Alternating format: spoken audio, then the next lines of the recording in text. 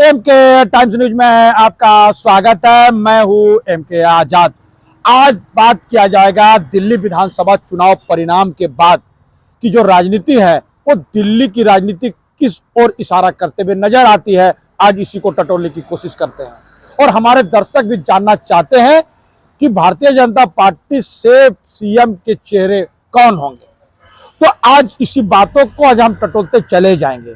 बड़ा महत्वपूर्ण है क्योंकि जिस बात को लेकर केजरीवाल भारतीय जनता पार्टी को घेरते नजर आते थे कि भारतीय जनता पार्टी के पास मुख्यमंत्री का चेहरा बिल्कुल नहीं है, यदि होते तो वो इसको देने का काम करते हैं। आज फिर वही, आज सत्ता में भारतीय जनता पार्टी की वापसी के बावजूद आज भारतीय जनता पार्टी में इसी बात को लेकर पूरी तरह से कयासों का एक बाजार है और टटोलने की कोशिश भारतीय जनता पार्टी कर रही है कि सीएम किसे बनाया जाए।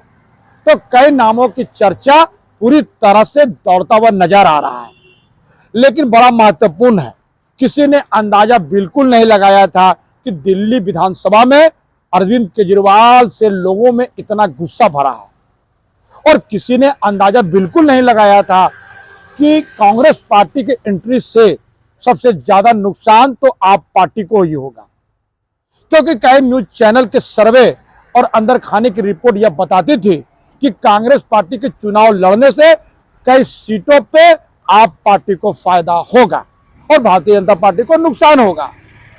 लेकिन काफी वर्षों के बाद, यानी 27 वर्षों का वनवास के बाद भारतीय जनता पार्टी को दिल्ली विधानसभा में एक बार मुख्यमंत्री देने का एक अवसर आया है, यानी एक बार फिर उनके पास सीएम का चेहरा होगा। तो समझते चले जाइए, बड़े महत्वपूर्ण है। और कहा जा रहा है कि यदि केजरीवाल जी कांग्रेस पार्टी को स्पेस दे देती, यानी तालमेल करके चुनाव लड़ती, तो शायद केजरीवाल की वापसी संभव थी, यानी 5वीं बार वो मुख्यमंत्री बनने के रेस में जरूर आते। कहा जा सकता है कि अभी तो कयासों का बाजार है और राजनीति मंथन का दौर भी चल चला है कि केजरीवाल की हार हुई तो कहां हुई। लेकिन बड़े दिलचस्प नजारे सामने आते चले गए। कई सीटों पे घमासान जरूर होता हुआ दिखा, लेकिन कौन जानता था कि केजरीवाल भी चुनाव हार जाएंगे और कौन जानता था कि मनीष सिसोदिया की हार हो जाएगी। वैसे भारतीय जनता पार्टी के नेता लगातार ये कहते हुए नजर आते थे कि केजरीवाल इस बार नहीं जीतेंगे और ना ही मनीष सिसोदिया जीतेंगे, और दोनों बात सच साबित हुई। पश्चिम बंगाल को याद कर लीजिए, उसके बाद मैं दिल्ली लौट आऊंगा, क्योंकि जिस तरह पश्चिम बंगाल में ममता बनर्जी भी भारतीय जनता पार्टी के राजनीतिक षड्यंत्र का एक हिस्सा बन गई थी और उनको भी विधानसभा चुनाव हारना पड़ गया, यानी अपने विधानसभा में वो हार गई। अलबत्ता वो पश्चिम बंगाल में अपनी सत्ता की वापसी सुनिश्चित कर पाई। तो चलिए फिर दिल्ली लौट आइए, और दर्शक भी जानना चाहते हैं कि सीएम के चेहरे में कौन कौन है। तो चलिए सबसे पहले नाम टटोल लेते हैं। तो सबसे पहला नाम चल रहा है तो परवेश वर्मा का नाम चल रहा है। पूर्व मुख्यमंत्री साहिब सिंह वर्मा के सुपुत्र हैं और राजनीति में दिग्गज जरूर माने जाते हैं। तो समझते चले जाइए, वर्तमान में ये सांसद है और इसी को लेकर पूरी तरह से अरविंद केजरीवाल ने भारतीय जनता पार्टी को घेरने का काम किया था। मामला था पैसे बांटने को लेकर। तो समझते चले जाइए, और वो जाट समुदाय से आते हैं और जाट समुदाय का दिल्ली में वर्चस्व जरूर है, इसीलिए उनका नाम तेजी से दौड़ता चला जा रहा है और मजबूत दावेदारों में उनका नाम उछलते चला जा रहा है। दूसरा नाम को टटोलते चले जाइए तो समझते चले जाइए, नाम चल रहा है दूसरे चेहरे के रूप में। अगर कोई सीएम का चेहरा भारतीय जनता पार्टी के नाम के साथ जुड़ता चला जा रहा है तो वो है, नाम है मनोज तिवारी। वो अभी सांसद है और उसके बारे में कहा जा रहा है कि पूर्वांचलियों का सबसे बड़ा चेहरा तो जरूर और जरूर तिवारी जी हैं। तो समझते चले जा रही है, मनोज तिवारी जी नाम बड़ा और फेमस चेहरा है, और आंकड़ों को टटोल लीजिए तो करीब 30% आबादी तो पूर्वांचलियों का जरूर है। एक बड़ा हिस्सा पूर्वांचलियों का दिल्ली में मौजूद है, तो कौन नहीं चाहेगा कि उसी समुदाय से, यानी उनके ही लोग यदि सीएम का चेहरा हो जाएंगे तो वो वोट बैंक उनकी तरफ पूरी तरह शिफ्ट कर जाएगा। और पिछले चुनाव को टटोल लिया जाए तो यह वोट पूरी तरह से आप पार्टी के तरफ पूरी तरह से शिफ्ट हो गया था। हालांकि मनोज तिवारी का पूर्वांचलियों में अच्छी पकड़ पहले भी थी, अब भी है, और इसीलिए सबसे मजबूत दावेदारों में उनकी नाम उछाला जा और उनका नाम चलता चला जा रहा है। तो मनोज तिवारी जी फिल्म स्टार और तमाम तरह से विभाग बात करने के लिए पूरी तरह से फेमस है, तो उनका भी नाम चल रहा है। चलिए अब तीसरे नामों को टटोल लीजिए। यदि दलित चेहरा सामने आएंगे तो दुष्यंत गौतम का नाम भी उछाला जा रहा है।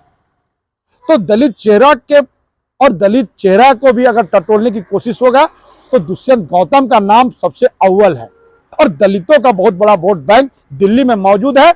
हर विधानसभा में दलित वोट अहमियत जरूर रखता है, वो थोड़ा ही सही, लेकिन सभी विधानसभा में एक बड़ा अहम रोल वोट के लिए, और दलितों का एक बड़ा वोट बैंक भी पूरी तरह से दुष्यंत गौतम के साथ होता हुआ दिखेगा।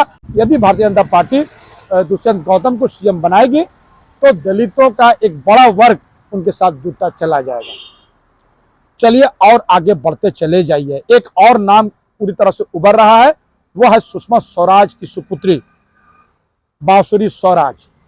पेशे से वो वकील हैं, लेकिन पिछले लोकसभा में जिस अंदाज में उन्होंने सांसद का चुनाव जीता, तो ग्लैमरस से पूरी भरी है, बात करने में पूरी तरह से बेबाक है, और तमाम तरह की बातें उनके साथ होता हुआ दिखता है, क्योंकि सुषमा स्वराज भी सीएम रही है। भारतीय जनता पार्टी का एक बड़ा वर्ग उसके लिए लॉबी करते हुए नजर आ रहा है, तो बांसुरी स्वराज का भी नाम उछाला जा रहा है।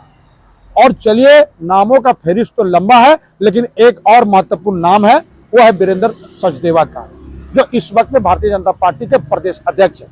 2022 में वो दिल्ली भारतीय जनता पार्टी के कार्यकारी अध्यक्ष रहे, लेकिन 2023 में उनको यह पद दे दिया गया, प्रदेश अध्यक्ष का पद उनको दिया, और उसी के नेतृत्व में जब भारतीय जनता पार्टी ने एक बार फिर 27 साल के बाद सत्ता में वापसी कर रहा आसान की है, उसमें बड़ी भूमिका तो वीरेंद्र सचदेवा का जरूर है। तो समझते चले जाइए, ऐसे कई नामों का चर्चा पूरी तरह से है, लेकिन इनका नाम का चर्चा भी पूरी महत्वपूर्ण है। तो समझते चले जाइए मुख्यमंत्री का चेहरा कौन होगा। तो भारतीय जनता पार्टी आज भी मशक्कत कर रही है कि किस तरह आसानी से सीएम का चेहरा चुन लिया जाए और सभी लोग उसे मान लेंगे, क्योंकि बड़ी दिनों के बाद सत्ता मिली है, और सभी समीकरणों का और सभी समुदायों का, हर लोगों का ख्याल रखते हुए भारतीय जनता पार्टी चाहती है कि पूरी तरह से आप पार्टी को दिल्ली से खदेड़ दिया जाए। यानी राजनीतिक खदेड़न की बात मैं कर रहा था। तो इसी पर भारतीय जनता पार्टी अगर काम करेगी तो सबसे पहले सीएम का मजबूत चेहरा जरूर चुनेगी। जैसे कि दूसरे राज्यों में उन्होंने मजबूत चेहरा बिल्कुल नहीं चुना, लेकिन दिल्ली में मजबूत चेहरे के बारे में भारतीय जनता पार्टी आत्ममंथन कर रही है। ये बात अंदर खाने की रिपोर्ट बताती है। तो हमारा छोटा सा ये न्यूज विश्लेषण आपको कैसा लगा, अपने कमेंट्स में जरूर कमेंट करें, और जिन्होंने अभी तक न्यूज को सब्सक्राइब नहीं किया उसे बिना निवेदन की सब्सक्राइब कर दे, संभव है तो शेयर कर दे, ज्वाइन का बटन है, आर्थिक सहयोग भी कर सकते हैं। जोहार।